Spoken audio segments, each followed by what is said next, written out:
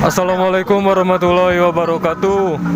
Video kali ini saya informasikan bahwa di alun-alun sedang merayakan Festival Lemeng. Mahasiswa yang begitu semangat dan antusias sekali, dan ini cuplikan videonya. Tanggal 4 Desember 2021 jam 14.30 waktu Indonesia Barat, hari Sabtu. Yang lurus tanpa bulak-belok. Jadi kalau baku yang bengkok nggak dipakai sama tukang debu. Karena apa? Menandakan bahwa orang Malingping niat ikhlas tulus untuk memajukan kota Malingping. Selanjutnya, Rungkan Siti. Lemeng juga dibakar dengan api yang membara yang sangat panas, menandakan bahwa orang Malingping sangat sabar.